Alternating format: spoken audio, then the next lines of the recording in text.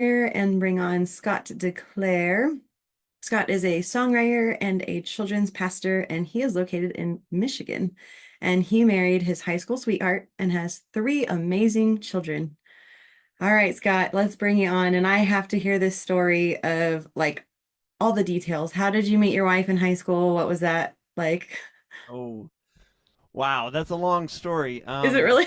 We actually met in sixth grade. No way. Yeah, but I was the new kid, and I didn't have very many friends, and so she kind of stayed away from me. I mean, I was a new kid, so they all had their friends. Um, Oh. and I started like late in the year, so I was definitely an outcast for a little while. But in junior high, we were friends, just friends, and then my our ninth grade year, I was a little bit of a flirt, if I'm honest, and I was kind of being flirty, and um, she got really mad at me and wouldn't talk to me for like a week, and Oh. it bugged me, like ate me up inside, and then I realized, hmm, I think I really like this girl. So then we started unofficially dating in freshman year because I wasn't actually allowed to date until I was 16, and we were only 15. But I kind of broke the rule. Um, You're like mom and dad if you're watching. yeah, from then, lots of highs and lows, mostly highs, but just getting through life together and growing up together. It's it's a different kind of struggle when you're like becoming mature in a Together. relationship. Yeah, Yeah. it's a whole nother ball game, I think. Yeah. When did you know she was the one? Oh, I mean, all throughout high school, I was committed. I was like, I'll marry this girl. Yeah, I don't know. I don't know if there That's was a awesome. moment, but we both were just kind of committed to making it happen, making it work. I guess Yeah. get through the My struggles. hu- my husband and I met in high school too. Oddly enough, it was high school wrestling Ah, because I had moved schools in between sophomore and junior year. So I started my junior year at this new school. First time in a public school too. And I pretty much was super depressed, didn't know anyone, and like it was a huge culture shock. And then I'm like, I don't even know if I want to do the sports I've been in. And so I was like, I'm just gonna try wrestling. And I met him there and we were mean to each other. And then like I had just gotten my top hole pierced earring, and so like we were wrestling and it pulled and it bled on his shirt. And then like I was like, I'll do the laundry. And he's like, no. So he chased me out to my car because I was going to work, and he's like, just in case I need, some tips on how to get this blood out, I should get your phone number. I'm like, that is smooth. Like, that is smooth. But apparently he went home, talked to his cousin, and was like, I think I'm in love with this girl. Like, I think I'm gonna marry her. And I found that out like years after we had been married. I was like, no, you didn't. love those. But, Did you find it challenging oh starting? yeah. Oh yeah. Because like you're not only trying to like figure out who you are and coming in the world, and I was already like just yeah, I had like I was going crazy, and I told myself I was sworn off dating because I had had a lot of sexual abuse even in high school, and I was like, never again. And then he comes along and he was actually respectful, and I'm like, he's gonna be a great friend. And I tried to friend zone him. It just didn't work. How dare you? I know. But yeah, it's been interesting, you know. Your prefrontal cortex isn't even developed until 25, and we had to learn how to go through those 10 years together. Yeah, I always tell young kids like it's tough, so take your time, figure out your own garbage before before you can go Yes. into it. But if you can make it through all that, I think it really does make you really, really strong. Like it's Yeah. really hard Yeah. to carry apart when you've already gone through so much. Well, and definitely if we would have been, so when I met him, he wasn't saved. I I wasn't super strong in the Lord. I was pretty much walking away and wasn't like I knew in my heart God was still real, but it was very much so I'm like he like that mindset of like if God's real, he wouldn't let me go through all this, and like maybe he's not really the God that I thought he was, and that kind of thing. So I was pretty much backsliding and he wasn't saved at all. And God literally like it says in Romans, used nature. He like went out on the lake and was looking up at the stars and was like, there's no way evolution's true. There's a God. He's Jesus. I don't know how I know this. I just do. And he came back so different. And I'm like, what? And then like God really started working on bringing my heart back and maturing his heart in the Lord. And it just, if we didn't have that, if we didn't have God, we wouldn't have stayed married. Like one of us would have been in jail for killing the other, type of thing. Because it was a rough start, but yeah, like God's grace is really, really good, and he's gotten us through a lot over the years, for sure. Awesome. But okay, well, now that I've overrun that intro, what song are you gonna start us off with? Um, well, I changed my set like 12 times. So I'm gonna start with a song called "Perfect." One of the things I love what you guys do. I just love that you give artists an opportunity to share their heart with people. But one of the downsides is I love all your guys' music, and I'm here trying to figure out what chord progressions and playing along, singing along, trying to sing harmonies on songs that I don't know. But really, really awesome stuff. So I'm just grateful to be here. This I feel like you guys are my people because you are people who are like, you know what? Sometimes life stinks, and you just gotta be able to talk about it. So for me, I grew up in a Christian home. I had a great, great family and everything, but I grew up a perfectionist. So that people pleasing song was like, oh, yeah, that was me, and still is me sometimes. So this is called Perfect.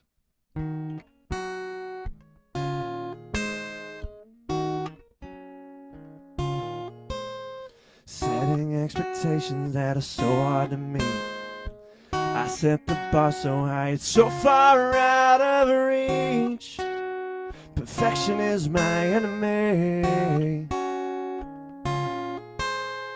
Even if I stumble, will it all be okay? Or will the world crumble if I can't get it right today? I wish I could throw these thoughts away, but maybe I can. I'm saying bye, bye, bye to the inner critique, 'cause it's a lie, lie, lie that you're gonna defeat. I'm gonna cry, cry, cry out to you when I am weak, 'cause I believe you're the only perfect I need.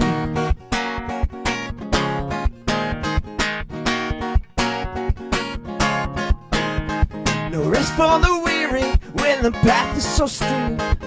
Holding on to burdens I was never meant to keep. The striving is driving me crazy. So I'm saying bye, bye, bye to the inner critique, 'cause it's a lie, lie, lie that you're gonna defeat. I'm gonna cry, cry, cry out to you when I am weak, 'cause I believe you're the only perfect I need.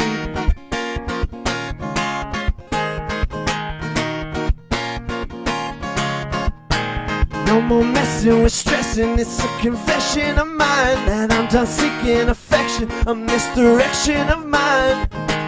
I'm not saying I'm not trying to be like you, I'm just expressing that nobody is perfect but you.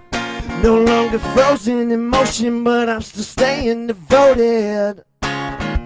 I'm saying bye, bye, bye to the inner critique, 'cause it's a lie, lie, lie that you're gonna defeat. I'm gonna cry, cry, cry out to you when I am weak, 'cause I believe you're the only perfect, oh yeah, I believe you're the only perfect I need. I love that. I was like dancing around with it. Oh, that's so awesome. Man, yeah, when you sing that, I set the bar so high it's so far out of reach. And it's like, yeah, we set expectations like not only for ourselves, but even for other people that even God isn't putting on us and them, because he tells us to aim for perfection, but there's grace as well. And I think grace is what we leave out of the equation when we're setting expectations for ourselves and other people. For sure, for sure. Yeah. Man, and I come from a long line of perfectionists too. It's awful. It does a real mess on your mind, because then the focus just becomes on what we're striving to do and be instead of being in Christ and resting in him and letting him sanctify us and do the work and being really just patient with ourselves because I get frustrated with myself. Like especially like when Paul's like, I do the things I know I'm not supposed to do, and it's like that inner struggle. And it's like, oh, God, can you just get me to the next level of glory, please? And he's like, see the trial you're in right now? I am. Right. Oh, Yeah, I find that that it seems like the enemy tries to get us focused on our flaws and our failures and stuck in those to the point where we don't see God in our lives and we don't even see others. yeah. So that's right where I'm going, Crystal. That was my next song is Is it really? Oh, perfect segue. Okay, but just wait, before you tell us your next song, can you like share a little bit about your songwriting process? I do a lot of co-writing. Leslie, I've written with Leslie many times. And let me tell you, don't let Leslie fool you. Yes, she can write amazing ballads, but she can also write some up-tempo, just like rock your face off stuff. So Nice. very Maybe talented. next time she comes on, she'll rock our face off. So I usually have concept. I'm kind of a concept writer, so I have an idea of what I want to write about. I might have like a chorus idea of like what I want it to really get across. Yeah. Um, and I usually start I actually start with verses a lot because I'm kind of a storyteller. I kind of like Mhm. I'm usually telling a story or walking through a journey, and then I'll Yeah. bring in other writers and really get it really good.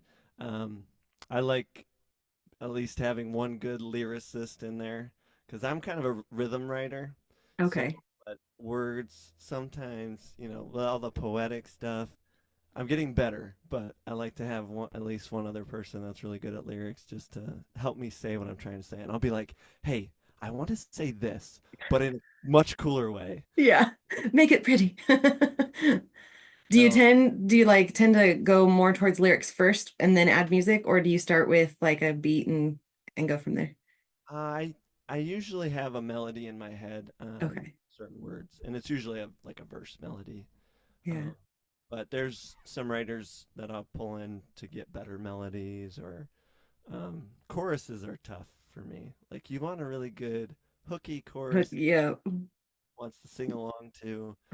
And I struggle with that sometimes, so I'll bring in people who I'm like, you know what, they're a really good chorus writer. Let me see if they have a better idea for how to say this, or how to sing that. So That's I think awesome. community is super important when it comes to songwriting. Um, Yeah. I read, I heard something about like the top, 100 songs or whatever that are on the charts, and they're all pretty much all co-writes, Yeah. multiple people on a song. So yeah. Nice. All right. So song number two, you're leading us in this story and journey with your set, right? Yeah, exactly. So, Yeah. um, you know, I find myself when I am struggling with thinking about how much of a failure I am or where I fall short that I lose sight of the God that I'm putting my faith in really and the kind of God that he is and that he is there in our weaknesses and our strengths and actually his strength is shown in our weaknesses through our weaknesses. So this is just a song just to remind us, that even in our failure, he sees us with a whole another perspective that we could not ever imagine.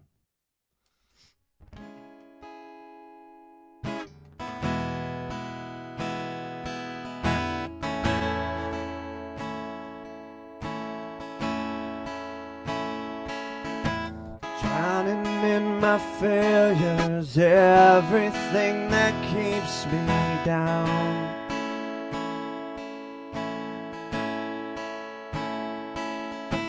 Holding to the wrong things, hoping that one day I'd be found.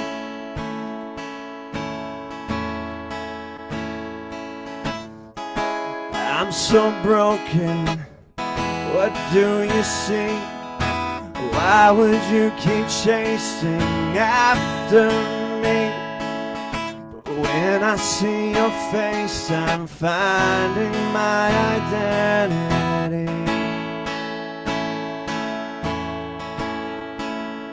'Cause in your eyes, it's where I saw the light.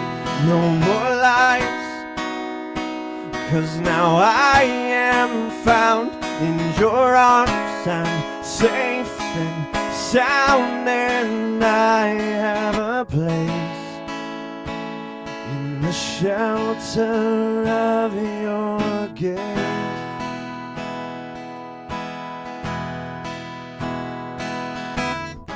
Now that I've seen your heart, I wanna go all in.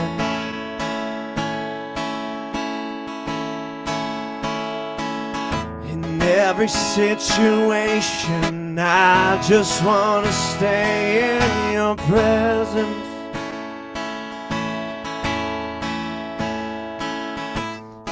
And when I fall, you pick me up. I may feel alone, but you are never gone. Even in the valley, I know that you're with me, Lord. 'Cause in your eyes, it's where I saw the light. No more lies, 'cause now I am found in your arms. I'm safe and sound, and I have a place in the shelter of your eyes. It's where I saw the light. No more lies, 'cause now I am found in your arms. I'm safe and sound, and I have a place in the shelter of your gaze.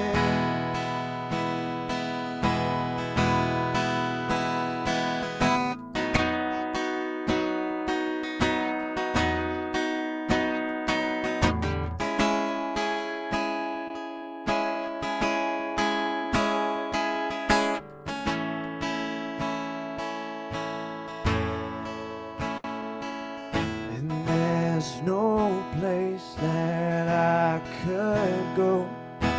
There's no place that I could hide where you wouldn't find me.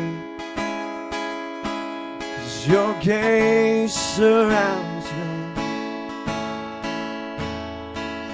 No, there's no place that I could go.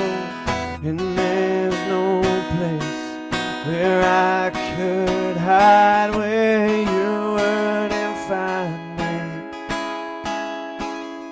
Your gaze surrounds me. In your eyes, it's where I saw the light. No more lies, 'cause now I am found in your arms. I'm safe and sound, and I have a place in the shelter of your gaze. Love that. In your eyes, I saw the light. No more lies. I have a place in the shelter of your gaze. And like, isn't that so true? Because like we're made to like know and be known. And like I feel like we try to fill that with people, even though like in a sense, yes, we're like social beings, but like that was directly meant to be fulfilled in God. And when we do like spend the time of like sitting and being still before him and like having like there's that sense of like safety but vulnerability, and it's like and perfectionism just melts. Like there's no more outward appearance of perfect. It's like nope, God knows us in every fabric of who we are, and we're fully known. And like it just kind of decreases the desire to strive to be known by other people or be like so affected or offended by what they think about us if they misjudge us. It's like it could be frustrating, but it's like but God knows the truth. And like like I have a place in the shelter of his gaze. Yeah, and he sees us from a perspective that's totally different because he sees who he created us to be. He sees the plan and the purpose he has for us. He sees where we're going, Yeah. and all we can see sometimes is where we've been. Yeah. So being able to try at least to look at how he sees us, I think is pretty key because I mean I think of Moses, when God meets Moses at the burning bush, he's like, "There's no way, like there is no way. Have you seen like what my life has been like? I can't even speak." And God says, "No, no, no, no. I've called you. You're not qualified because of your past. You're qualified because I called you, Mhm. and I know where I'm gonna use you, and I know what you're gonna do through me." So just taking a step back from what we see and trying to see Yeah. what he sees, I think is really key. Well, it's so applicable not only to our own lives, but like in how we're seeing other people, because we want to see other people the way God sees them too. Otherwise, well, we're putting ourselves in the place of God, and like it reminds me of like Samuel when he goes and he's like, oh, one of these is going to be the king, and it's like little old David, shepherd boy, and God's like, I'm not looking at the outward appearance, and then he calls him a man after his own heart. And we look at him and go, how could he call David that? He was an adulterer and a murderer. And we list off all his sins, and God's like, okay, so you want me to cover yours and look at you, but then you want to look at everyone else based on their sin. Cool. Okay. You're wrong. And I like how sweet he is to bring that to our conviction, like I know there's times where even if I don't say it, I might think something and God's like, really? Like, how do I see them? Like, let's shift that perspective a bit because you're not doing it right now. You know? Crystal, you're preaching for me. You are because you're going right where I'm going. You just keep moving Well, it. then take us to the next one. All right, so like you said, I think sometimes we lose sight of people too. Um, and so I was I was at this event in Nashville, and I was there to learn about the music industry and try to figure out how to do this thing, how to make it happen, right? And it's this really cool thing called the Extreme Tour, and they taught us everything. They said, here's all the information, but their heart is really for broken communities, and I got the chance to go on tour with them for 2 weeks in Idaho, and that was an amazing experience. But the first event that I was a part of with them was this event in Nashville, and I had no set. I was not doing any music, so I was only there to help, only there to I basically played with the kids and played football and soccer and stuff. And but when I went there, I ran into all these people and just was talking to people, and and I and there were people who you you know those people where they have a talking need or nobody listens to them, so they just if you give them a chance, they are just going to talk your ear off, and it was really cool. I mean, there were some people I was like, wow, they got a lot to share. They're sharing their whole life story with me, and I just met them. But really, really cool people. And I looked at them and I saw them as these beautiful people that we walk past every day. That we were worried about getting our groceries or all the things that we have to do for the day, and we're missing these beautiful people and their beautiful stories, and it really broke my heart, and so I wrote a song about it because that's what we do when something breaks our heart or touches us, is write about it. And I'm gonna release it next year. It's called Invisible People, and I just hope that, I guess my biggest hope with the song is that it would open people's eyes to the beautiful people that are around them every day.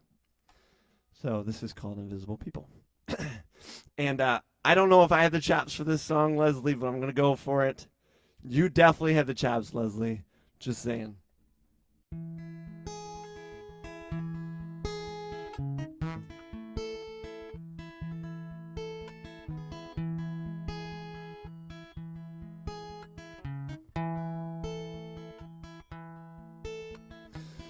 Met a man, we'll call him Simon, rough around the edges like a diamond. Most would guess that he's a felon and jaywalk across the street if they saw him coming. He's got a lot he's holding in. He believes that no one else can handle it. But once he finished talking and I went about my day, I wondered to myself, who are the beautiful, invisible people? The different misfits we don't understand. Under our noses, but nobody notices. Who are the beautiful, invisible people? I met a woman in her 60s. Life made her think she wasn't pretty. Her parents told her she was worthless. She was only loved when she was perfect. The voice inside her head was violent, so the music in her heart was silenced. Until unexpected love put her voice back in her lungs, and now she sings like she's in love. Who are the beautiful, invisible people? The different misfits we don't understand. Under our noses, but nobody notices. Who are the beautiful, invisible people? The doctors told him he was dying, but when I met Willie, he was smiling. He says he wants to use whatever time's left to live out love until his last breath. Who are the beautiful, invisible people? The different misfits we don't understand. Under our noses, but nobody notices. Who are the beautiful, invisible people?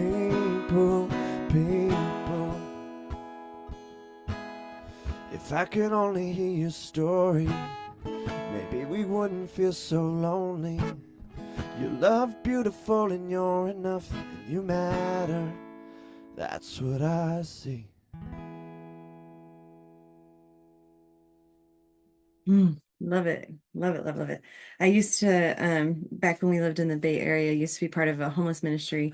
And that's how I would describe like beautiful invisible people, because they would usually they'd have camps, or they'd be under, freeway places and things like that, or just be in plain sight, like in city parks. And to just sit and watch the way that people would walk by and not notice, or and if they did, it was always with an upturned nose, and it's like as if somehow they're less than, and it's like, but to sit and hear their stories of how they came into homelessness or what had happened in their lives, and it's like, goodness. And 9 times out of 10, they would offer our team something like food or anything they have. And we're like, you're starving. We're here giving you stuff. And you're like, no, you take it. How can I bless you? And it's like, that is incredible, like they've learned contentedness with nothing, and not everyone, but there are just certain people where you come in contact and they tell you their story, and it's like,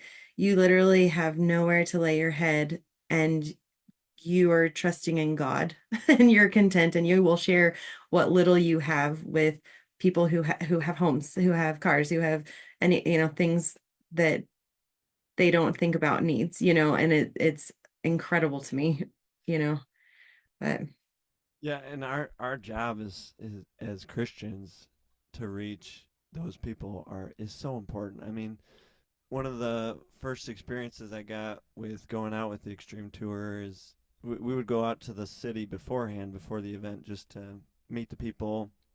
And a lot of times you find a homeless person, and they are definitely willing to talk, because nobody, like you said, is giving them the time of day.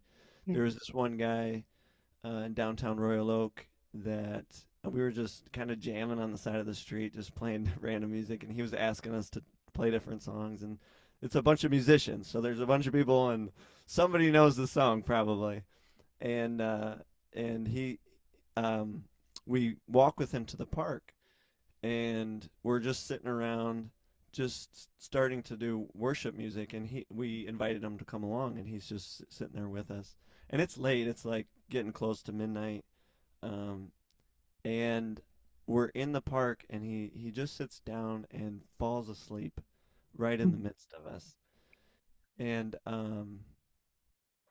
we were talking about it afterwards about how just he had to have so much peace knowing that we weren't going to mess with him, we weren't going to Yeah. steal his stuff or whatever.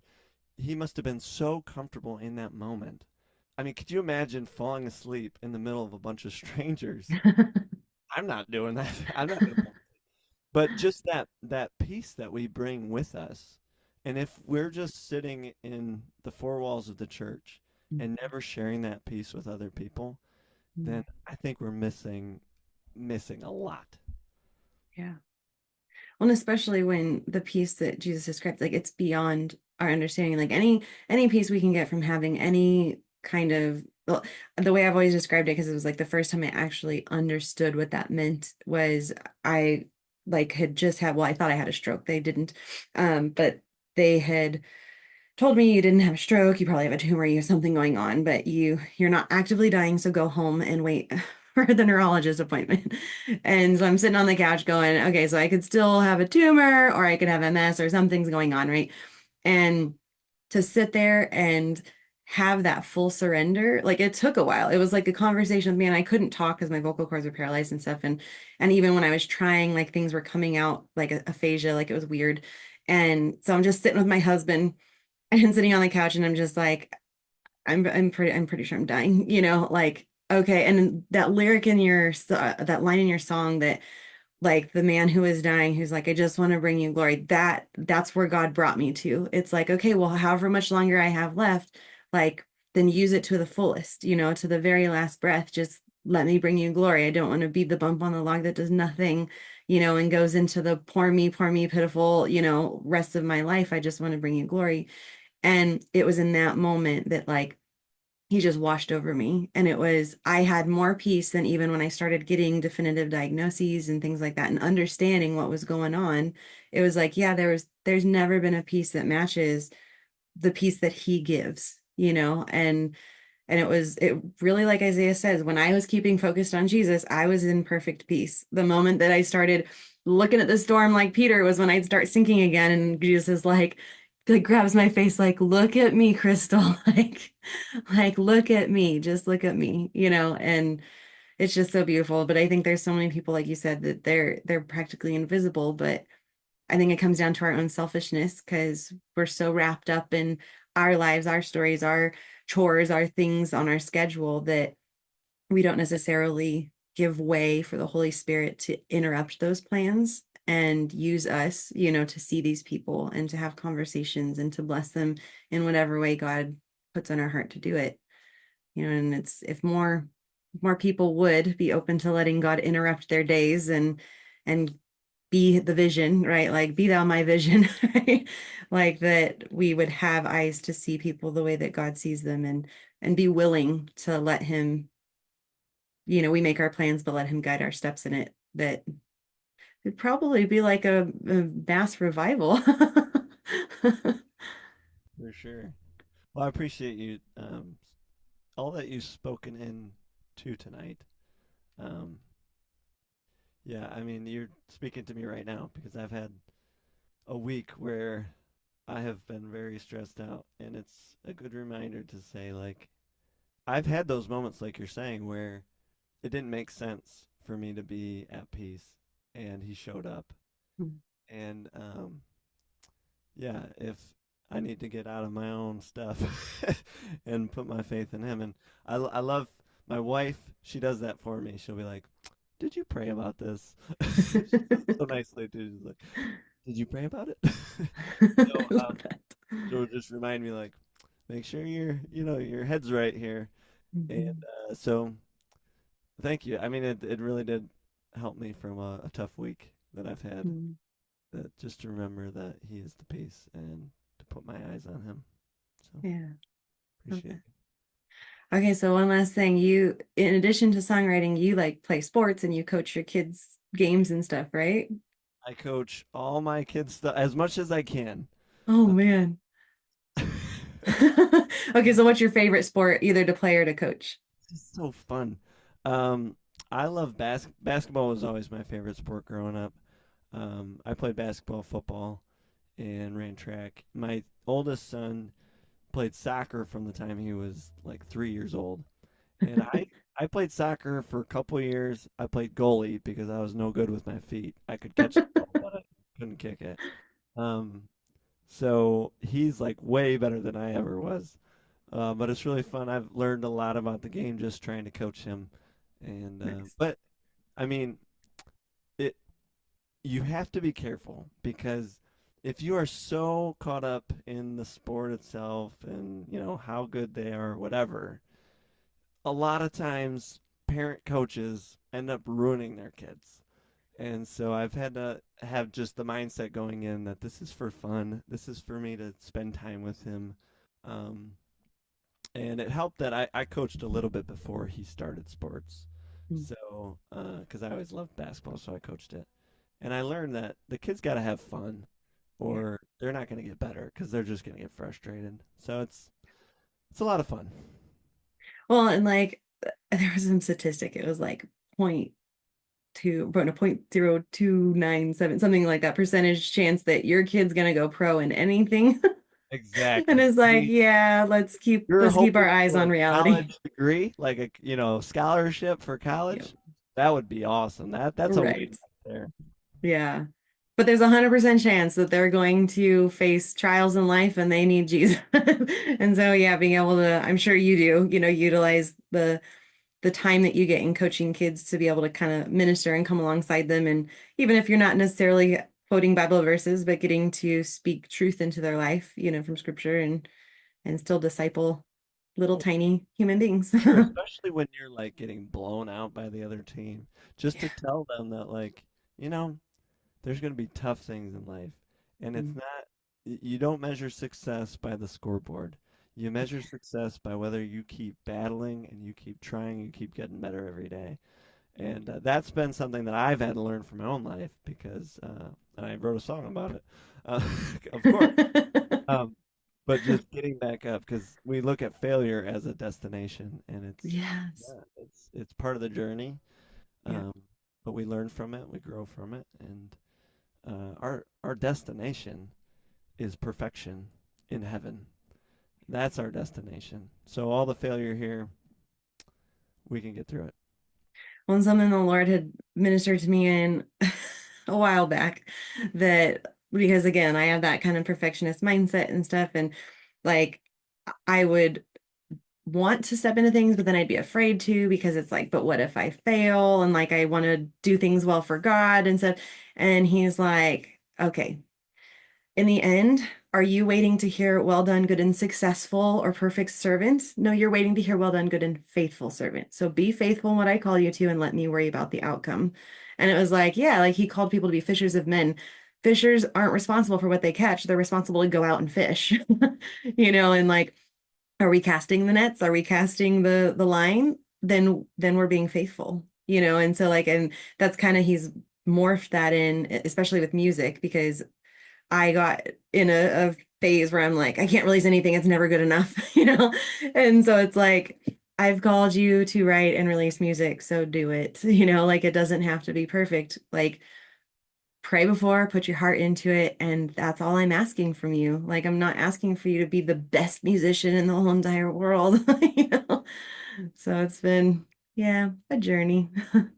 Yeah, I'm right there with you, and I'm trying to play live more, trying to go out and because I want to share what God's given me, but um, to put a perfectionist up in front of people where you can make tons of mistakes Yeah, is a big stretch, but it's been a journey for sure. yeah. Well, and something else is like perfectionists aren't safe people. And like really looking at that, even from a parenting perspective, is like, oh, yeah, yeah, perfectionists aren't safe. God isn't a perfectionist. like he provides grace. Like he's not holding us to this like it's all or nothing and if you fail, you're out, you know.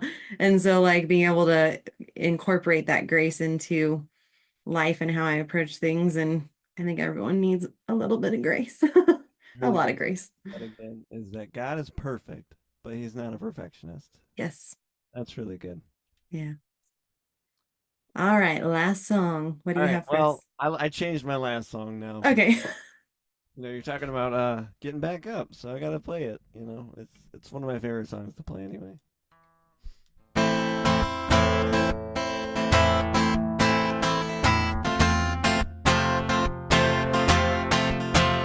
I've been knocked down, broken, bruised, beat by my own hands. I got enemies hating me. I didn't stand a chance. I've been cast down, all alone, stranded, left for dead.